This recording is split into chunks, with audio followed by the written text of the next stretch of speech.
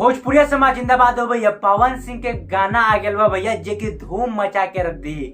काहे कि सबके इंतजार रहे, जैसे खेसारी लाल यादव गनमा पे गनमा गा रहे बाड़े, और से पवन सिंह काहे पीछा पड़ गए बाड़े।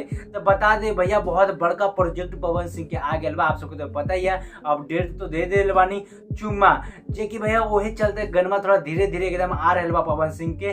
लेकिन अबरी गाना जब पवन सिंह के आयल बा, बहुत बड़का गाना आयल बा, उतारला माई के आरती, जे कि भैया हो पवन सिंह ई गनमा में भैया डांडिया खेल रहे बाड़े।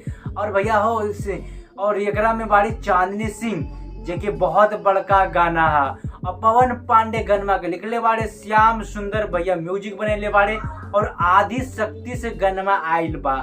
और भैया पवन सिंह कर रहे बाड़े कि बतावा धनिया, तू तो एकदम सब कुछ कर ले बाड़ू, खुद अपन तो खूब तारीफ कर रहे बाड़ू कि हम पूजा पाठ में एकदम तैयार बानी, हर चीज में तैयार बानी। लेकिन हमू कोई चीज में कम नहीं थी। हमू सुबह सुबह गेल बानी एकदम गंगा जी के तट पर, पैदले आयल बानी, और जो गंगा जी के जल लेके। भैया पवन सिंह भी एकदम खूब अपना अंदाज में बोलले बाड़े।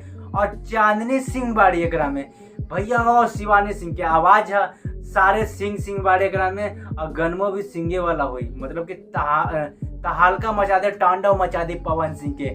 भैया आओ डांडिया खेल रहे बाड़े पवन सिंह, और पवन सिंह ठुमका भी लगा रहे बाड़े। जाके देखी, हमरो प्यार दुला दी। आदि शक्ति पे गनमा आयल बा।